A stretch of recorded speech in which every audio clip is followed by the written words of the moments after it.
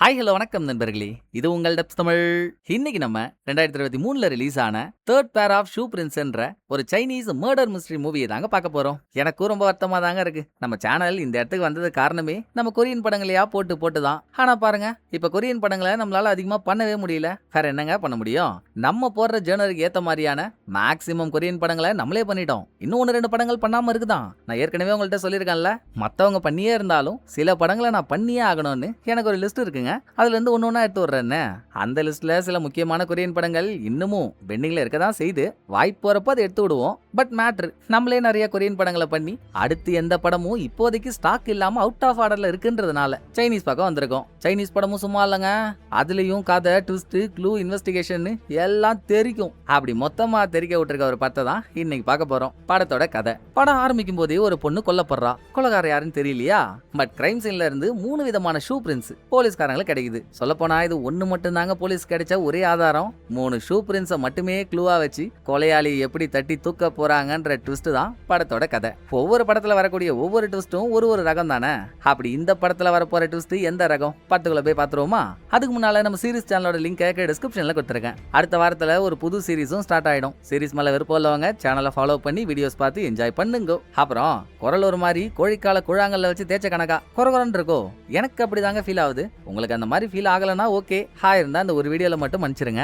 ஏன் அப்படி இருக்குன்னு எனக்கே தெரியல. சோ இப்ப படத்துக்குள்ள போயிடுவோமா? படத்தை ஓபன் பண்ணா கிளி இரவுல நடக்கிற ஒரு குழு கொலை. யாரை கொன்னாங்க, எதுக்காக கொன்னாங்க, எப்படி கொன்னாங்கன்றதெல்லாம் நம்ம காட்டல. கொலைலாம் நடந்து முடிஞ்சதுக்கு அப்புறம் கொலைகாரன் விக்டிமோட பாடியை தரன்னு இழுத்துட்டு வந்து ஒரு பார்க்ல இருக்க பூச்செடிக்கு நடுவுல மறைச்சு வச்சுட்டு அங்க இருந்து கிளம்பிட்டான். அடுத்த கொஞ்ச நேரத்துல பார்க்க கிளீன் பண்ண வந்த ஆளு பாடியை பார்த்து பதறி போய் போலீஸ்ட கம்ப்ளைண்ட் பண்ணா, நைட்டோட நைட்டா போலீஸ்காரங்க வந்து கிரைம் சீனையே கட்டாங்க. இறந்து போன விக்டிம் ஒரு பொண்ணுங்க. இப்போதைக்கு அந்த பொண்ணு யாருன்னு தெரியல. செத்த பொண்ணோட எந்தவித அடையாளமும், அவ யாருன்னு கண்டுபிடிக்கிற மாதிரியான ஐடி கார்டு, அவ பர்ஸ், போனு எதுவுமே கிரைம் சீன்ல இல்ல. பிளஸ் அட்டாப்சி எல்லாம் எடுத்து பார்த்தா தானே காஸ் ஆஃப் டெத் என்னன்னு தெரியும். தற்சமயத்துக்கு பாடியை பார்த்து காஸ் ஆஃப் டெத் என்னன்னு சொல்லணும்னா, விக்டிமோட பின்னந்தலையில பலமான அடி. கரெக்டா சொல்லணும்னா 5 to 6 சென்டிமீட்டர் ஆழத்துக்கு ரவுண்டான ஒரு காயம் ஏற்பட்டிருக்கு. மேக்சிமம் அதுல இருந்து ரத்தம் வெளியே வந்துதான் அவ இறந்திருக்கணும். அதோட பாடி எழுத்துட்டு வந்த மார்க்கெல்லாம் தரையில இருக்கிறத பார்த்தா பூச்செடி இருக்க இடத்துல கொலை நடக்கல, வேற எங்கேயோ கொலை நடந்திருக்குன்னு அக்கம் பக்கத்துல தேன்னா ஒரு பெத்த கல்லுக்கு மேல ரத்த கரியா இருக்கு. சோ அதுக்கு மேலதான் அந்த பொண்ணோட தலையிடிச்சு தலையில காயம் ஏற்பட்டு அவ இறந்திருக்கலாம்னு போலீஸ் முடிவுக்கு வந்துட்டாங்க. அடுத்ததுல போலீஸ்க்கு வர டவுட் என்னன்னா, இறந்த விக்டிமோட போனு, பர்ஸ், ஐடி கார்டுன்னு எதுவும் இல்ல. கொலை கூட பிளான் பண்ணி இன்டென்ஷனலா நடந்த மாதிரி இல்ல, தற்செயலா ஆக்சிடென்டா நடந்த மாதிரி தான் இருக்கு. சரி, இந்த பொண்ணு கிட்ட ராபரி பண்ண வந்து எதிர்ச்சியா கொலை நடந்துச்சுன்னு வச்சுப்போம். திருடம் பொண்ணோட திங்ஸ் எல்லாம் எடுத்துட்டு போயிட்டான், ஓகே. ஆனா செத்த இடத்துல பாடி அப்படியே போட்டு போயிருக்கலாம்ல. ஏன் அவ்வளவு கஷ்டப்பட்டு தரன்னு இழுத்துட்டு போய் பூச்செடிக்குள்ள போடணும்? சரி, நீங்க போதுமான இன்வெஸ்டிகேஷன் பண்ணுங்க, நாளைக்கு மீட்டிங்ல பேசி போன இன்ஸ்பெக்டர்ஸ் அல்ல. அந்த இன்ஸ்பெக்டர் தான் ஒரு மாதிரி படத்துல ஹீரோ, அதனால அவர் பேரை நம்ம ஹீரோனே வச்சுப்போம். நெக்ஸ்ட் டே ஸ்டேஷன்ல மீட்டிங்கும் நடக்குதுங்க. நமக்கு இந்த கேஸ்ல ஓரளவுக்கு தகவல் தெரியும்ல. இறந்து போன விக்டிம் ஒரு பொண்ணு பார்க்ல கொல்லப்பட்டிருக்கா. அதை தாண்டி அப்பதாங்க அந்த பார்க்ல புதுசா ரோட் போட்டுட்டு இருக்காங்க. கன்ஸ்ட்ரக்ஷன் நடக்கிறதுனால அங்க பெருசா கேமரா எதுவும் இல்ல. கேமரா இருந்திருந்தா இந்த செகண்ட் டே கேஸ் முடிஞ்சிருக்குமே. இல்லன்றது பெரிய டிராபேக்கா. அப்புறம் விக்டிமோட தலையில ஏற்பட்ட பலமான காயத்தினால ரத்தம் ஓவரா வந்துதான் அவ இறந்து போயிருக்கா. நான் மறுபடியும் சொல்றேன், இன்னமும் முழுசா அட்டாப்சி பண்ணல. பேத்தலாஜிக்கல் ரிப்போர்ட்னு ஒரு ரிப்போர்ட்டுகள்லாம் சொல்லியிருக்காங்க. அது வந்தாதான் எக்ஸாக்டான காஸ் ஆஃப் டெத் என்னன்னு தெரியும். அது வரைக்கும் தலையில அடிப்பட்ட காயம் தான் காஸ் ஆஃப் டெத்ன்றது போலீஸோட கணக்கு.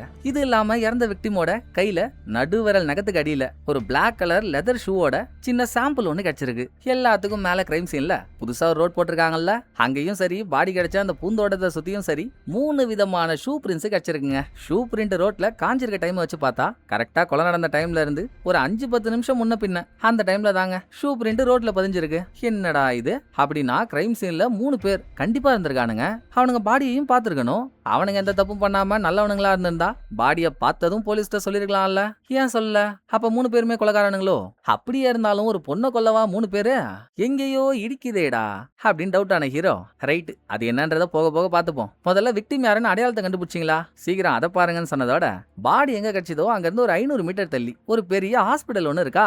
மேபி விக்டிம் அங்க இருந்து வந்தவளா இருக்கலாம்னு கெஸ் பண்ணி ஹால் பார்க்கவே அப்பாவி மாதிரி இருக்க ஒரு அப்பாவி காப்பும் கூடவே ஒரு லேடி கான்ஸ்டபிளும் போறாங்க. இதே ஹாஸ்பிடல்ல டாக்டர் ஒருத்தவன் இருக்கான். ஹால் நல்லா கோல போட்டி நடக்கிற இடத்துல கோடாரி தைலம் வைக்கிற மாதிரி இருந்துகிட்டு பாவம் இவன் கண்ணாடி ஒண்ணு வஞ்சு போச்சு போல, சென்டிமெண்டான கண்ணாடி. அதை ஃபீலிங்ஸா பாத்துக்கிட்டு புது கண்ணாடி ஒன்னு எடுத்து மாட்டினவன் இதே ஹாஸ்பிட்டல்ல தான் இவனோட டாவும் வேலை செய்யுது. டாக்டரா இன்னும் கொஞ்ச நாள்ல டாக்டருக்கும் டாவுக்கும் கல்யாணம். அதுலயும் டாவோட அப்பா இந்த ஹாஸ்பிட்டலோட டைரக்டர். பையன் பிடிச்சாலும் புளியங்கொம்பா பிடிச்சிருக்கான்ல. நாமா ரொம்ப நாளா என் கண்ணாடியை மாத்துன்னு சொல்லிட்டு இருந்தேன்ல, மாத்திட்டேன், சந்தோஷமா அப்படின்னு டாக்டர் டாவு கிட்ட வந்து பேச்ச போட்டுட்டு இருக்கான். அதுக்குள்ள அப்பாவி காப்பும் கான்ஸ்டபிளும் வந்தாங்கல்ல.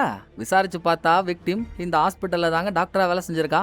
இப்போ டாக்டர்னு ஒருத்தவனை பார்த்தோம்ல, அவனுக்கு கீழே இன்னைக்கு அவளுக்கு ஒரு முக்கியமான ஆபரேஷனா. ஆனா சொல்லாம கொள்ளாம வேலைக்கு வராம இருந்துட்டாலாம். எப்படி வருவா? அவளையே தாங்க வேற யாரோ வேலை பார்த்து விட்டாங்களே.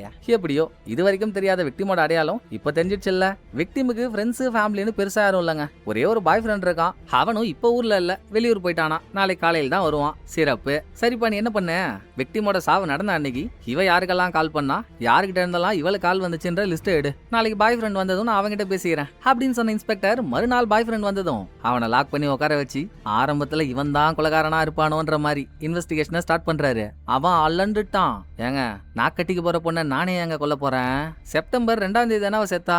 அன்னைக்கு நைட் அவளுக்கு வேலை முடிஞ்சதும் நைட்டு 10 மணிக்கு நானும் அவளும் ஒரு ஹோட்டலுக்கு சாப்பிட போனோம். அதை முடிச்சுட்டு ஒரு 11 மணி வாக்கு இருக்கும். அப்போ ஒரு பார்க்குக்கு வந்தோம். அங்க அவளுக்கு என்ன ஆச்சோ ஏதாச்சோங்க, எனக்கு அவசரமான ஒரு வேலை இருக்கு, நான் கிளம்புறேன்னு திடீர்னு கிளம்பிட்டா. நானும் அதோட வீட்டுக்கு வந்துட்டேன் இப்படின்னு பாய் ஃப்ரெண்ட் சொல்றானா.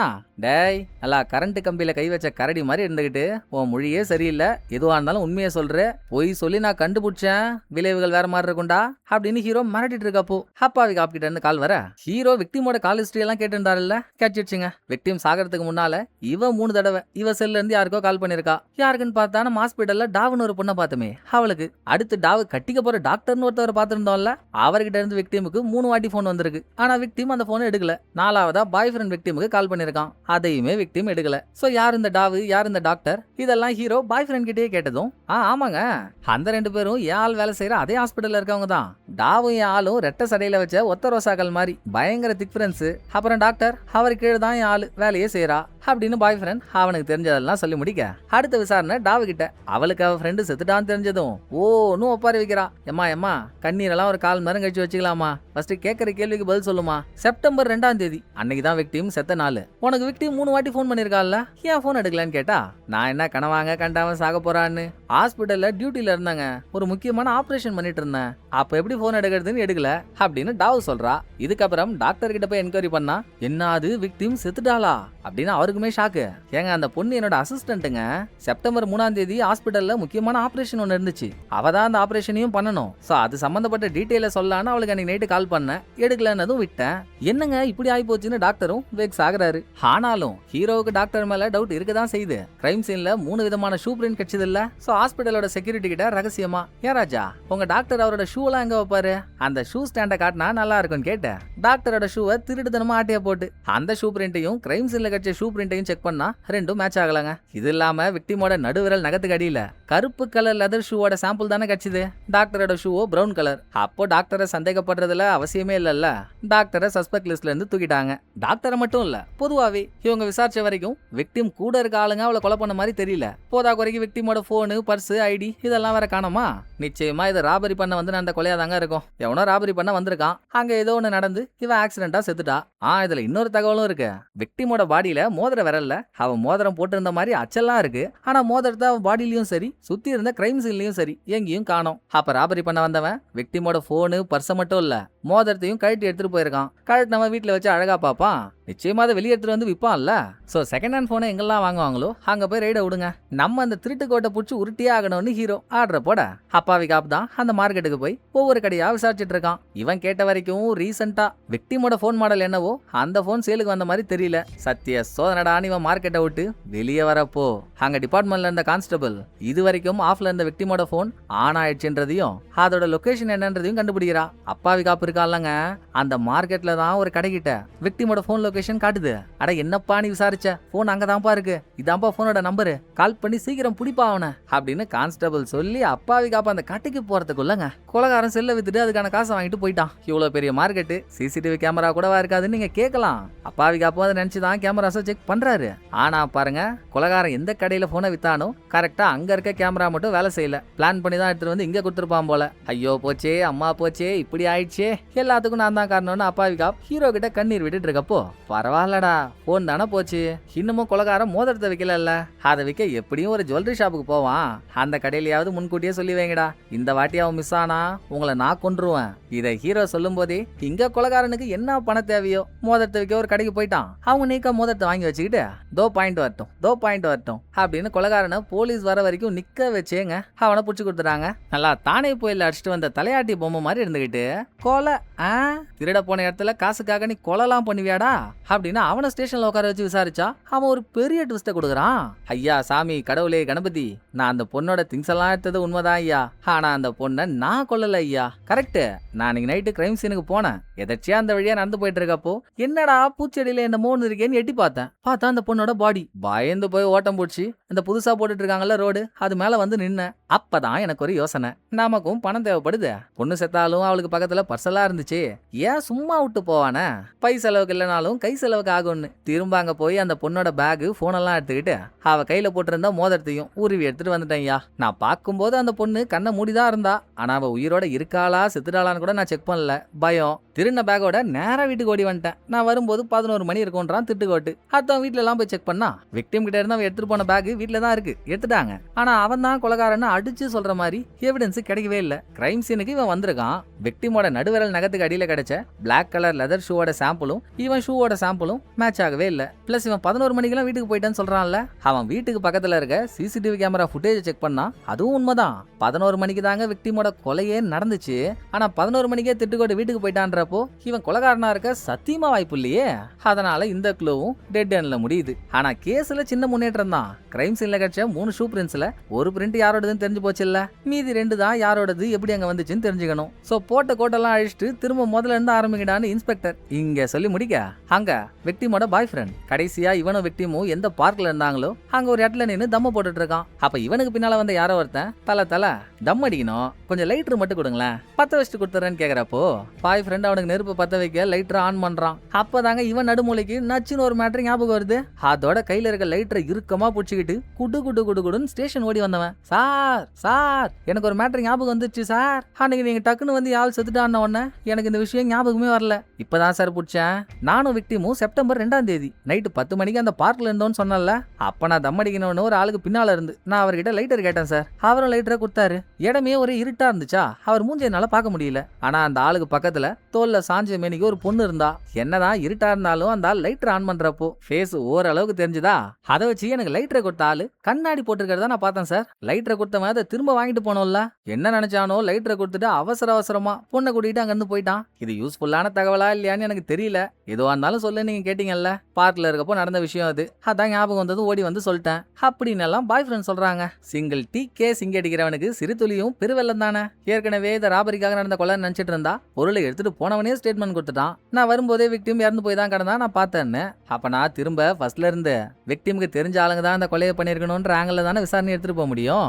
பார்க்ல இவங்களை பார்த்து பயந்து ஓடினவன் கண்ணாடி போட்டிருக்கான்ற வரைக்கும் தெரிஞ்சுக்கிட்டாங்க. பிளஸ் பாய் ஃப்ரெண்ட் டிபார்ட்மெண்ட்ல கொடுத்துட்டு போன லைட்டர் கூட பயந்து ஓடினால அவனோட தான். அதுல யூஸ் பண்ற கெமிக்கல் வரைக்கும் வச்சு அதை யாரும் நம்ம புடிச்சே ஆகணும். கண்டிப்பா அது விக்டிமுக்கு தெரிஞ்ச பழக்கப்பட்ட ஆளா தான் இருக்கணும். அதுக்காக நம்ம கிரைம் சீனை மறுபடியும் அலசி ஆராயணும். அந்த வேலையை பாருங்கன்னு ஹீரோ சொல்லி நல்லா ஏன் பிறந்தாய் மகனேன்ற சாங்குக்கு ஏத்த ஏலியன் குட்டி மாதிரி ஒருத்தவர் இருக்கான்ல அப்பாவி காப்பு. போலீஸ் டாகெல்லாம் வச்சிருக்க டிபார்ட்மெண்ட்ல இவனுக்கு ஒரு ஆள் ஃப்ரெண்டு. அவங்கிட்ட ஹெல்ப் கேட்டு கிரைம் சீனுக்கு ஒரு மோப்ப நாயை கூட்டிட்டு வந்து இவங்களுக்கு க்ளூவா கிடைச்ச லைட்டர் எல்லாம் ஸ்மெல் பண்ண வச்சு கிரைம் சீன்ல ஓட்ட விடுறாங்க. லைட்டர் எவன் கொடுத்தானோ அதுல அவன் ஸ்மெல் இருக்கும். அவன் சம்பந்தப்பட்ட பொருள் வேற ஏதாவது கிரைம் சீன்ல கிடைச்சா அதையும் நாய் ஸ்மெல் பண்ணிடும் இல்லையா. அத பிளான் பண்ணா நாய் ஒரு இடத்த மோப்பம் முடிச்சு என்னமோ ஒன்னு கண்டும் புடிச்சிடுச்சு. நாய் மோப்பம் முடிச்ச இடத்துல இந்த கல்லெல்லாம் தூக்கி போட்டு ஹைஸ கீழே விட்டா அங்க ரொம்ப குட்டி கோண்டா ஸ்க்ரூ ஒண்ணு கிடைக்குதுங்க. இது கண்ணுல போடுவோம்ல கண் கண்ணாடி, அதுல யூஸ் பண்ற ஸ்க்ரூ. ஏற்கனவே கண்ணாடிக்காரன் தான் கொலகாரனா இருப்பானோன்னு சந்தேகம். இப்ப கண்ணாடியோட ஸ்க்ரூ வேற கிடைச்சிருக்கா. இதுக்கு மேல சந்தேகமே வேணாண்டா. கண்ணாடியை போட்டுக்கிட்டு அன்னைக்கு இங்க இருந்து பயந்து ஓடினவன் தான் கொலகாரன். கொலை நடக்கும்போது அவன் கண்ணாடி கீழே விழுந்து உடஞ்சி கண்ணாடியில இருக்க ஸ்க்ரூ இங்க வந்து பதுங்கிடுச்சு. சோ இந்த ஸ்க்ரூவை வச்சு இது என்ன மாதிரியான கண்ணாடியில யூஸ் பண்ற ஸ்க்ரூன்னு கண்டுபிடிங்க அப்படின்னு ஹீரோ சொல்றாரு. அத விடுங்க, கண்ணாடி மேட்டர்லாம் கேள்விப்பட்டதுக்கு அப்புறம் நம்ம பார்த்த சீன்ல ஒண்ணு உங்களுக்கு ஞாபகம் வருதா?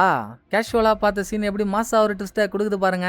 ஹாஸ்பிட்டல்ல வேலை செய்யற டாக்டரை காட்டும் போதே அவனோட பழைய கண்ணாடி உடைஞ்ச மாதிரி கண்ணாடியை எடுத்து தானே பார்த்துட்டு இருந்தான். இப்ப கூட அந்த உடைஞ்ச பழைய கண்ணாடி இன்னமும் அவன்கிட்ட தான் இருக்கு. இந்த கண்ணாடியை இவனுக்கு இவனோட அம்மா கொடுத்துருக்காங்க போல. கண்ணாடியை தூக்கி போட மனசு இல்லாம ஃபீலிங்ஸா பார்த்துட்டு இருக்கான். ஒருவேளை இவன் தான் அவனா இருப்பானோ? பாப்போம் வருங்க. நான் சொன்ன மாதிரி கண்ணாடியை தூக்கி போட மனசு இல்ல, சரி பண்ண முடியுமான்னு கேட்க ஒரு கண்ணாடி கடைக்கு எடுத்துட்டு போறான். அச்சோ ரொம்ப சாரிங்க, இது பழைய மாடல் கண்ணாடியா, இப்பெல்லாம் இந்த கண்ணாடியோட ஸ்க்ரூ வரதே இல்ல, நீங்க வேற கடையை பாருங்கன்னு சொல்லிட்டாங்க. அதேதான் போலீஸோட இன்வெஸ்டிகேஷன்லயும் தெரியுது. இது ரொம்ப ரேரான ஸ்க்ரூ, பழைய மாடல் கண்ணாடியோட ஸ்க்ரூ, இப்பெல்லாம் யூஸ் பண்றதே இல்லன்ட்டாங்க. இந்த இன்வெஸ்டிகேஷன் நடுவுல அப்பாவிகா கூட்டையை குழப்பி விட்டான். ஏங்க ஏற்கனவே நம்ம முடிவெடுத்துட்டோம், விக்டிமுக்கு தெரிஞ்ச யாரோ ஒருத்தவங்க தான் அந்த கொலையை பண்ணிருக்கணும்னு. கொலைகாரன் கண்ணாடி போட்டிருப்பான், இந்த லைட்டருக்கு சொந்தக்காரன்னு இதுவுமே நமக்கு தெரியும். கண்ணாடி போட்டிருக்கவங்க லிஸ்ட்ல பார்த்தா விக்டிமோட சீனியரா இருந்த டாக்டர். நம்ம ஏங்க அவனை விசாரிச்சு பார்க்க கூடாது? ஸ்டேஷன் கூட்டிட்டு வந்து முட்டியை பேப்போம், அப்ப அவன் உண்மையை சொல்லிதானே ஆகணும் அப்படின்னு வண்டியை டாக்டர் பக்கம் திருப்பி விட்டான். எவிடன்ஸ் இல்லாம அந்த மாதிரிலாம் பண்ண முடியுமா? ஆனாலும் அப்பாவி சொல்ற பாயிண்ட்ல ஒரு லாஜிக் இருக்குதானே. சரி அப்போ டாக்டரை பத்தியும் டாவை பத்தியும் விசாரிச்சு பார்ப்போம் அப்படின்னு அந்த டாக்டர் வேலை செய்யற ஹாஸ்பிட்டல்ல டாக்டரோட டிபார்ட்மெண்ட்லயே 3ஆம் கட்ட டாக்டர் ஒருத்தர் இருக்காபடி. ஹீரோவும் கான்ஸ்டபிளும் அவர்கிட்ட போயிட்ட டாக்டர் டாவு இவங்களை பத்தி கேள்விகளா கேட்டா அவங்கள பத்தி சொல்ல என்னங்க இருக்கு? டாவு இந்த ஹாஸ்பிட்டல் டைரக்டரோட பொண்ணு, டாக்டர் அவளை கட்டிக்கு போறவரு, ரெண்டு பேரும் நல்லா அந்யோன்யமா இருப்பாங்க. இதுவும் டைரக்டர் எப்பெல்லாம் பக்கத்துல இருக்காரோ அப்பெல்லாம் டாக்டர் டாவை அவ்வளோ கண்ணுங்கட்டுமா பாத்துப்பாரு அப்படின்னு 3ஆம் கட்ட டாக்டர் அவருக்கு தெரிஞ்சதை சொல்றாருங்க. அத கான்ஸ்டபிள் எப்படி ட்விஸ்ட் பண்றா பாருங்க. என்னப்பா நீ சொல்றத வச்சு பார்த்தா டைரக்டர் எப்பெல்லாம் பக்கத்துல இருக்காரோ அப்பெல்லாம் டைரக்டர் கிட்ட சீனா போட டாக்டர் நடிகரான்றியா இப்படின்னு கேக்குறா. ஏங்க நான் நல்லா இருக்கிறது உங்களுக்கு பொறுக்கலையா? என்ன கொளுத்தி விட்டு அதுல குளிர்காயலான்னு பாக்குறீங்களா? நான் அந்த மாதிரி எல்லாம் எதுவும் சொல்லல, இவ்வளவுதான், இதுக்கு மேல ஒண்ணும் இல்லைன்னு சொல்லி முடிச்சவரு. அடா அடா அடா அடா அடா இப்பதாங்க எனக்கு ஞாபகம் வருது. எப்போன்னு சரியா தெரியல, ஆனா சில நாளைக்கு முன்னால டாக்டரோட ரூம்ல இருக்க வேண்டிய ஒரு ரிப்போர்ட் தவறி அந்த ரூம் விட்டு வெளியே வந்துருச்சுன்னதும் டாக்டர் கிளீன் பண்ற லேடியை கூப்பிட்டு அந்த வாங்கினாரு. இது வரைக்கும் அவர் அந்த மாதிரி கோவப்பட்டு நான் பார்த்ததே இல்ல இப்படின்னு 3ஆம் கட்டால் சொல்றாப்படியா? அப்படி என்ன ரிப்போர்ட்டா இருக்கும்? இன்னைக்கு வேற டாக்டர் வேலைக்கு லீவு, அவன் இல்லாத போதே நம்ம அந்த ரூமுக்கு போய் அதை பார்த்தே ஆகணும்னு ஹீரோவும் கான்ஸ்டபிளும் ரூமுக்கு போய் தேடினா டாக்டர் வேலை செய்யறது நரம்பியல் டிபார்ட்மெண்ட்ல. ஆனா அவர் டிபார்ட்மெண்ட்டுக்கு சம்பந்தமே இல்லாத ஒரு பேஷண்டோட டீடைல், அதாவது அந்த பேஷண்ட் ஹாஸ்பிட்டலுக்கு வந்து செக் பண்ணதுக்கான ஸ்லிப்பு டாக்டரோட டேபிள்ல கிடைக்குதுங்க. அதுல ஏதோ ஜியாக் சாங்ன்ற ஒரு பொண்ணோட பேர் இருக்கு. இதுக்கு நடுவுல டாக்டர் மேல சந்தேகம் வந்துருச்சு இல்ல. கிரைம் சீன்ல கண்ணாடியில இருந்து கீழே விழுந்த ஒரு ஸ்க்ரூவும் கிடைச்சது இல்லையா? டாக்டர் கொலகாரனா இருந்து அவன் கண்ணாடி உடஞ்சிருந்தாதானே அந்த ஸ்க்ரூ இங்க வந்திருக்கணும். அவன் கண்ணாடி உடஞ்சிருக்கான்னு செக் பண்ண ஒரு ஆளை அனுப்பி விட்டுருக்காங்க. அவன் தான் உடஞ்ச கண்ணாடியை மாத்திட்டு இப்ப புது கண்ணாடி போட்டிருக்கானேங்க. சோ டாக்டரோட கண்ணாடி உடஞ்ச மாதிரி தெரியலன்னு அனுப்புன ஆள் வந்து சொல்லிட்டான். மறுபடியும் 3ஆம் கட்ட ஆள் கிட்ட போன ஹீரோ, தம்பி அழகான ஆண்கோழி, போன வாட்டி நீ சொன்ன விஷயம்லாம் ரொம்ப யூஸ்ஃபுல்லா இருந்துச்சுப்பா, எனக்கு இன்னும் சில விஷயங்களும் தெரியணும். ஆமா இந்த டாக்டர் தம் அடிப்பான்? அதை ஹீரோ கேட்டா, தம்மா டாக்டர் எல்லாம் எப்படிங்க தம் அடிப்பாங்க, எனக்கு தெரிஞ்ச அவர் தம்மெல்லாம் அடிக்க மாட்டாரு அப்படின்னு சொல்லிட்டாரு 3ஆம் கட்ட ஆளு. அப்படியா, நல்ல விஷயம் தான். சரி டாக்டருக்கு பொம்பளை சோக ஏதாச்சும், அவன் கல்யாணம் பண்ணிக்க போற பொண்ணை தவிர வேற ஏதாவது பொண்ணுகிட்ட பேசி நீ பாத்திருக்கியா? இதை ஹீரோ கேட்டதும், இல்லங்க நான் டாவு கிட்ட பேசி மட்டும் தான் பாத்திருக்கேன். ஆனா இந்த ஹாஸ்பிட்டலுக்கு ஆப்போசிட்ல ஒரு பேங்க் இருக்கும், நடந்து போனாலே 4 அடியில போய் சேர்ந்துடலாம். ஆனா டாக்டர் எப்பவும் அப்படி போக மாட்டாரு, வேணும்னே இந்த ரோட்டை பிடிச்சி சுத்திக்கிட்டு தாங்க அந்த பேங்க் போவாரு. அது ஏன் தெரியலன்னு 3ஆம் கட்டால் அவருக்கு தெரிஞ்ச ஏதோ ஒரு விஷயத்த யூஸ்ஃபுல்லா இருக்கும்னு நினைச்சு சொல்றாரு. கிடைக்கிற எதையும் விடக்கூடாதுன்னு உறுதியா இருந்த ஹீரோ ஒரு பக்கம் கான்ஸ்டபிள் கிட்ட, நீ அந்த பேங்க் போ, ஜியாக் சாங்ன்ற பேர்ல அங்க எந்த பொண்ணு கஸ்டமரா இருந்தாலும் அவ டீடைல் எடுத்துருவா. எப்பா அப்பாவி காப்ப, நீ டாக்டரோட கால் ஹிஸ்டரி எல்லாம் எடு, அதுல ஜியாக் சாங்ன்ற பேர் கொண்ட பொண்ணோட நம்பர் ஏதாச்சும் வருதான்னு பாரு அப்படின்னு 2 பேருக்கும் தனித்தனியா வேலையை பிரிச்சு கொடுத்துட்டு அவங்க வர வரைக்கும் அவங்க பதிலுக்காக வெயிட் பண்ணிட்டு இருந்தா 2 பேருமே ஒன்னா வந்து ஜியாக் சாங்ன்ற பொண்ணு பேரு கிடைச்சிருச்சுன்றாங்க. கான்ஸ்டபிள் போன பேங்க்லயும் ஜியாக் சாங்ன்ற பேர் கொண்ட பொண்ணு கஸ்டமரா இருந்திருக்கா.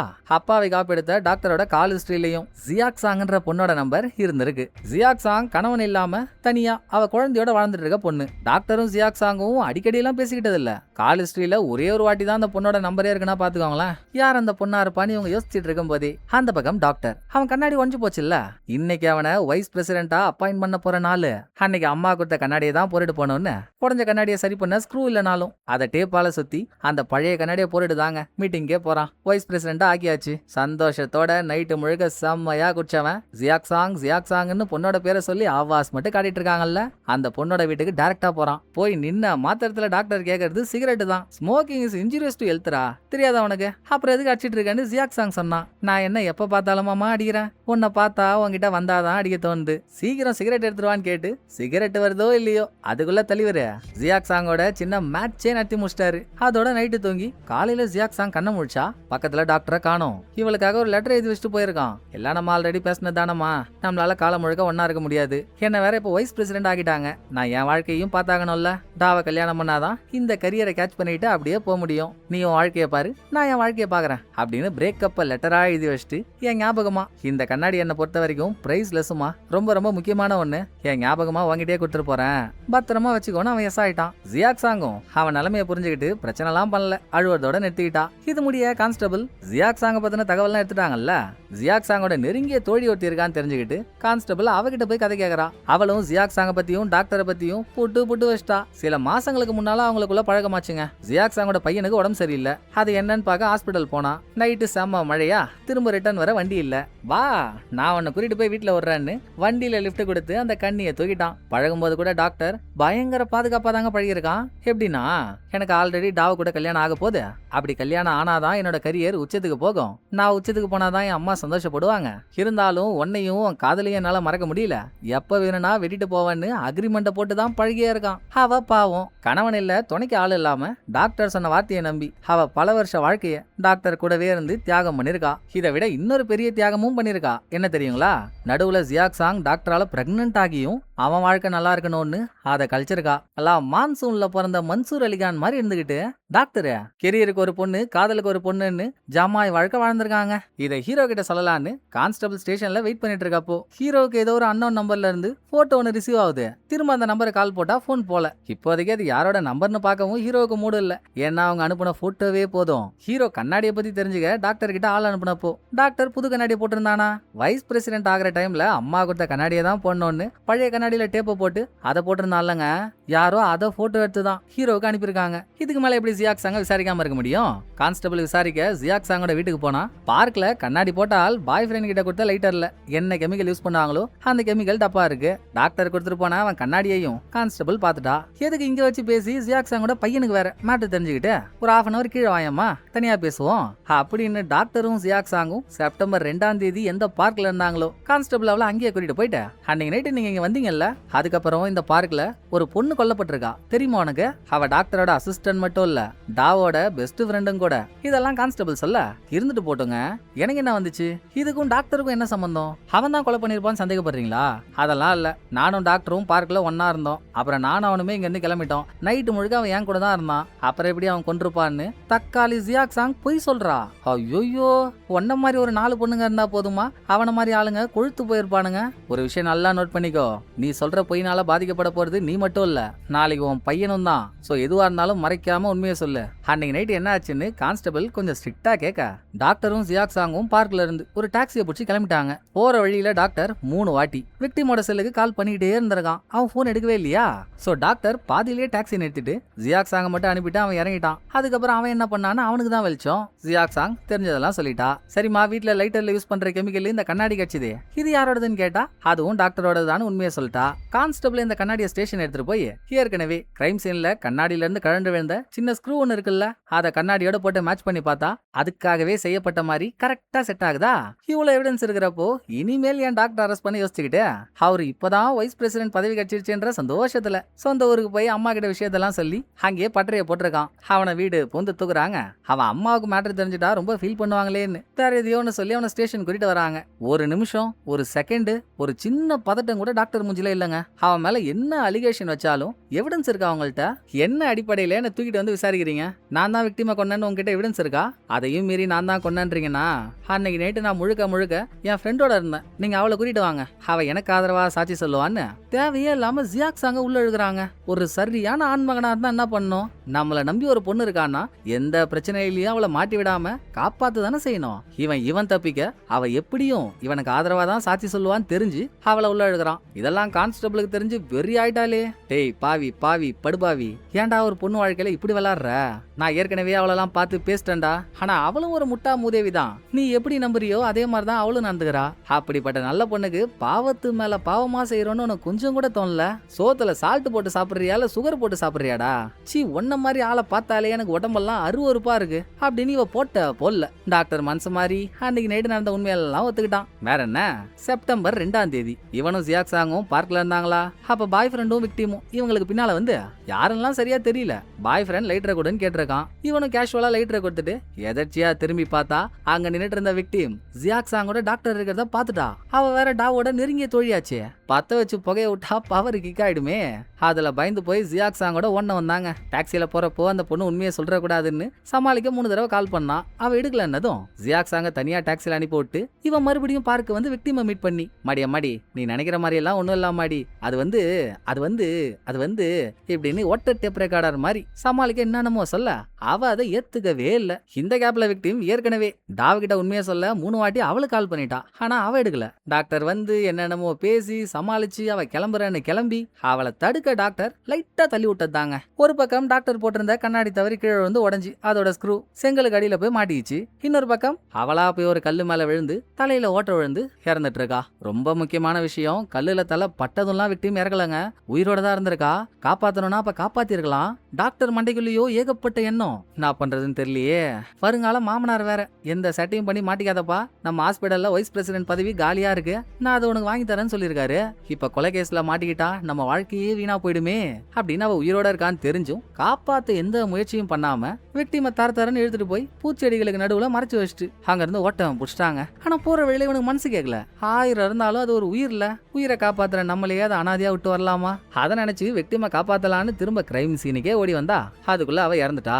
அப்பவும் கில்ட்டு தாங்காம நான் சரண்டர் ஆகுறேன்னு டாக்டர் ஸ்டேஷன் வாசல் வரைக்கும் போயிருக்கான் தான். இந்த டைம் பார்த்துதாங்க வருங்கால மாமனார் டாக்டரை கால் பண்ணி உனக்கு வைஸ் பிரசிடென்ட் பதவி கிடைச்சாச்சு, ரெடியாருன்னு சொன்னதுனால கெரியர் தான் முக்கியம்னு உண்மையை சொல்லாம வந்துட்டான். இப்ப பண்ண தப்பெல்லாம் ஒத்துக்கிறான். ஹீரோ கடைசியா ஒரு கேள்வி கேக்குறாப்புல, ஆமாண்டா கிரைம் சீனுக்கு நீ போனல, அப்ப என்ன கலர் ஷூ போட்டிருந்தான்னு? பிரவுன் கலர் ஷூன்றாங்க. பட் அந்த ஷூவை அப்பவே அவன் அழிச்சிட்டான், ஷூ ஸ்டாண்ட்ல இல்ல. அதனாலதான் அங்க இருந்து ஷூ செக் பண்றப்போ பயபுல்ல மாட்டல. டாக்டர் உண்மையை சொல்லிட்டான், ஜெயில போட்டாச்சா. ஹீரோவுக்கு மட்டும் இன்னும் உறுத்தல அடங்கவே இல்லைங்க. கிரைம் சீன்ல மொத்தம் 3 ஷூ பிரிண்ட் இருந்துச்சா. ஒன்னு திட்டுக்கோட்டோடது, இன்னொன்னு டாக்டரோடது, 3வது யாரோடது. இது இல்லாம விக்டிமோட நகத்துக்கு அடியில கட்ச சாம்பிள் பிளாக் கலர் ஷூவோட லெதர் சாம்பிள் அதுவும் மிஸ் ஆகுதே. ஏன் எதுக்குன்னு மண்டையை போட்டு குழப்பிக்கிறாரு. ஆனா மீதி பேரெல்லாம் கேஸ் சால்வ் ஆயிடுச்சுன்னு சகஜமா இருக்காங்க. இந்த டைம் தான் ஹீரோவுக்கு மாஸ்டரா ஒருத்தர் இருந்திருக்காரு. அவருக்கு திடீர்னு உடம்பு சரியில்லைன்னு ஹாஸ்பிட்டல் அட்மிட் பண்றாங்க. ஹீரோ மாஸ்டர் பார்க்க ஹாஸ்பிட்டல் போனா நம்ம சில பல சீனுக்கு முன்னால 3ஆம் கட்ட ஆளுன்னு ஒருத்தரை பார்த்தோம்ல, அவர் தான் மாஸ்டருக்கு ட்ரீட்மெண்ட் கொடுக்குறாரு. ட்ரீட்மெண்ட் எல்லாம் ஓகே, மாஸ்டர் சேஃப். அதோட 3ஆம் கட்ட ஆளுக்கு சீனியரா இருந்த 2 பேரும் டாக்டர் விக்டிம், அவங்க 2 பேரும் போயிட்டதுனால இப்ப இந்த டிபார்ட்மெண்டோட ஹெட்னா அது 3ஆம் கட்ட ஆள் தான். என்னங்க பண்ண முடியும், பதவின்றது நம்மளா தேடி போறதில்ல, நம்மள தேடி வர்றது. அவங்க போனதுக்கு அப்புறம் எனக்கு வந்துருச்சு, தலையெழுத்தே நானும் எடுத்துக்கிட்டேன். சரிங்க நீங்க பாருங்க, நான் போயிட்டு வரேன் அப்படின்னு அவன் கிளம்பி நடந்து போறப்போதாங்க ஒரு நடுங்க வைக்கிற ட்விஸ்டை ஹீரோ கண்டு பிடிக்கிறாரு. நடந்து போற அவன் காலில் பிளாக் ஷூ போட்டிருக்கான். ஷூக்கு அடியில வேற ஒரு மாதிரி சிமெண்ட் கரையா இருக்கு. சந்தேகம் வந்துச்சா? இதை வச்சு நடந்த எல்லாத்தோடையும் ஹீரோ 3ஆம் கட்ட ஆளை லிங்க் பண்ணி பாக்குறாரு. கேஸ் ஆரம்பிச்சதுல இருந்து போலீஸ் டீம் கொஞ்சமா டாக்டரை நெருங்கி போனதுக்கான காரணம் இந்த 3ஆம் கட்ட ஆள் ஒவ்வொரு வாட்டியும் கொடுத்த க்ளூ தானே. ஜியாக் சாங் யாருன்னு சொன்னதுல இருந்து அவளை எப்படி கண்டுபிடிக்கணும்னு சொன்ன வரைக்கும் எல்லாமே அவன் தான். கேஷுவலா சொல்ற மாதிரி சொல்லிட்டான். சரிங்க, ஹாஸ்பிட்டலுக்குள்ள நடக்கிற கதையை சொல்றான், அது வேற. டாக்டர் ஹாஸ்பிட்டல்ல இருந்து கிளம்பி எதிரில் இருக்க பேங்குக்கு சுத்திக்கிட்டு போறதெல்லாம் வெளியே நடக்கிற விஷயம் எல்லாம் எனக்கு எப்படி தெரியும்? எந்நேரமும் டாக்டர் எங்க போறாரு எங்க வராருன்னு ஃபாலோ பண்ணிக்கிட்டே இருந்திருந்தா மட்டும்தானே தெரிஞ்சிருக்கும். அப்படி ஃபாலோ பண்ணிருந்தானா பார்க்ல விக்டிமுக்கும் டாக்டருக்கும் சம்பவம் நடந்தப்ப கூட இவன் அங்கதான் இருந்திருப்பான். நல்லவனா இருந்திருந்தா அப்பவே போலீஸ் கால் பண்ணி நடந்தது சொல்லிருக்கணும்ல, சொல்லல. டாக்டர் வேற விக்டிம் உயிரோட இருக்கும் போதே அங்க விட்டு போன, திரும்ப வந்து பார்க்கும்போது விக்டிம் செத்துட்டான்னு சொன்னா. விக்டிமும் செத்துட்டா. அந்த கேஸுக்காக டாக்டரையும் உள்ள அனுப்பிட்டா. ஒரே கல்லுல 2 மாங்க ஆச்ச கதை தானே. 3ஆம் கட்டத்துல இருந்த இவனுக்கு 2 பேரும் போனதுக்கு அப்புறம் அந்த டிபார்ட்மெண்டோட ஹெட்ன்ற பதவி கிடைச்சிருக்கு. சோ வாய்ப்பு இருக்குல்லன்னு ஹீரோ பாயிண்ட பிடிக்கிறாரு. எல்லாம் சரிதாங்க, ஆனா நம்மளை பொறுத்த வரைக்கும் விக்டிம் செத்ததுக்கான காசு எடுத்து அவ தலை போய் கல்லுல அடிச்சதுதான். ஆமா நான் தள்ளி விட்டுதான் அதை நடந்துச்சுன்னு டாக்டர் ஒத்துக்கிட்டான். இனிமேல் புதுசா ஒரு ஆளை பிடிச்சாலும் அவனை கொலகாரன்னு ப்ரூவ் பண்ண முடியாதே. வேணும்னா விக்டிமோட காசு அப்டேட் வேற மாதிரி நடந்துச்சுன்னு தெரிஞ்சா என்னமாச்சு பண்ணலான்னு சொல்லிட்டு இருக்கப்பவே ஃபாரன்சிக் ஆளு ஆரம்பத்திலேயே பேத்தலாஜிக்கல் ரிப்போர்ட் வேணும்னு கேட்டிருந்தாங்கல்ல, அது வரத்துக்கு 1 வாரம் ஆயிடும். இப்போதாங்க இந்த ரிப்போர்ட் வருது. ட்விஸ்ட் என்னன்னா, நம்மெல்லாம் நினைச்ச மாதிரி விக்டிமோட தலை கல்லுல அடிச்சதுனால அவ சாகல. அதுக்கப்புறம் யாரோ அவளை மூச்சு விட முடியாம மூக்குல துணியை போட்டு அழுத்தி கொண்டு இருக்காங்க. இது தெரிய வரும்போதே அடுத்த க்ளூ உங்களுக்கு ஞாபகம் இருக்குல்ல, சில பல சீனுக்கு முன்னால ஹீரோட செல்லுக்கு ஒரு அன்னோன் நம்பர்ல இருந்து டாக்டர் பழைய கண்ணாடியை யூஸ் பண்றான்ற போட்டோ வந்துச்சா. அந்த நம்பர் யாரோடதுன்னு விசாரிக்க சொல்லி போன சீன்ல ஹீரோ அப்பாவி காப்பி கிட்ட சொல்லிருப்பாரு. இது வரைக்கும் ஆஃப்ல இருந்த நம்பர் இப்ப ஆன் ஆயிடுச்சு. கால் எடுக்கல, ஆனா போன் எங்க இருக்குன்ற லொகேஷனை அப்பாவி காப் கண்டுபிடிச்சிட்டான். 3ஆம் கட்ட ஆளோட ஆபீஸ் தான் அந்த லொகேஷன். அட்ரா அப்ப நல்லா ஜன்னி வந்த கிண்ணி கோழி மாதிரி இருக்கானே அந்த 3ஆம் கட்டால் அவன் தான் வேலை பார்த்து விட்டுருக்கான் அப்படின்னு அவன் ஆபீஸ்ல போய் லாக் பண்ணி நீ தானடா எல்லாத்துக்கும் காரணம்னா sir how to I know போனா போது என்கிட்ட ஹெல்ப் கேக்குறீங்களேன்னு எனக்கு தெரிஞ்சதெல்லாம் உங்கள்கிட்ட சொல்லி ஹெல்ப் பண்ணா காட்சியில கொலகாரம் பட்டத்தை எனக்கே கொடுக்குறீங்களா? நான் எவ்வளவு நல்லவன் தெரியுமா? 10ஆம் படிக்கிறப்போ நான் பரிசுத்தமான மாணவன் எனக்கு சர்டிபிகேட் எல்லாம் கொடுத்துருக்காங்க. என் மேலேயே சந்தேகப்படுறீங்களான்னு வானத்துக்கும் பூமிக்கும் குதிக்க ஹீரோ பெருசாலாம் ஒன்றும் பண்ணல. டாக்டர் பழைய கண்ணாடி யூஸ் பண்றாருன்னு ஒரு அன்னோன் நம்பர்ல இருந்து இவன் ஹீரோவுக்கு மெசேஜ் அனுப்பிச்சான்ல. இப்ப அதை அவன்கிட்ட காட்டி அந்த நம்பருக்கு கால் பண்ணா இவன் டேபிள் டிராயருக்குள்ள இருக்க போன் தான் ரிங் ஆயிட்டு இருக்கு. இதுக்கு என்னப்பா சொல்ல போற? ஒத்துக்கோ, உனக்கு டாக்டர் மேல காண்டு. அவனை காலி பண்ணாதான் அவன் எடுத்த பிடிக்க முடியும்னு கங்கணம் கட்டிட்டு இருந்த. எப்படியாவது அவனை முடிச்சு விட்டுற முடியாதா? ஏதாவது ஒரு விஷயத்துல அவன் நம்ம கிட்ட மாட்டிக்க மாட்டானா அப்படின்னு 24x7 டாக்டர் எங்க போனாலும் நீ அவனை வாட்ச் பண்ணதுல அவனுக்கு ஜியாக் சாங்ன்ற ஒரு உறவு இருக்குன்னு உனக்கு தெரிஞ்சிருக்கு. பார்க்கல அவங்க இருந்து விக்டிம் அவனை பார்த்து இவங்க பயந்து டாக்ஸில ஓடினதும் நீயும் அவங்களுக்கு பின்னால டாக்ஸில ஃபாலோ பண்ணிட்டு தானே போன. அங்க இருக்க சிசிடிவி கேமரால அதெல்லாம் தெளிவா பாத்துட்டோம்ப்பா. அடுத்து டாக்டர் திரும்பி வந்தான்னதும் நீயும் திரும்பி வந்து அங்க நடக்கிறதெல்லாம் பாத்துருக்க.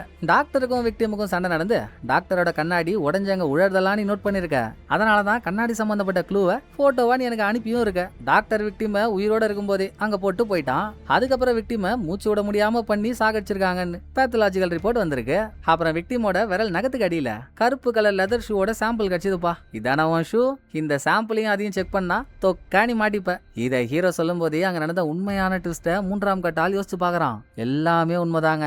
டாக்டர் பாடிய பூச்செடிக்குள்ள போட்டுட்டு அங்க இருந்து போற வரைக்கும் அத்தனையும் பக்கத்திலே இருந்து பாத்துட்டு இருந்த 3ஆம் கட்டால் இவனுக்கு டாக்டர் மேல மட்டும் காண்டு இல்ல, டாக்டருக்கு அடுத்த கட்டமா இருக்க விக்டிம் மேலேயும் காண்டு. அப்பப்ப ஹாஸ்பிட்டல்ல இவன் காது படவே பரவலா பேசிப்பாங்க. டாக்டர் டைரக்டரோட பொண்ணான டாவை கல்யாணம் பண்ண போறாரு. அப்புறம் இவர் வைஸ் பிரசிடென்ட் ஆயிடுவாரு. அப்ப அடுத்து நம்ம ஹெட் வேற யாரு?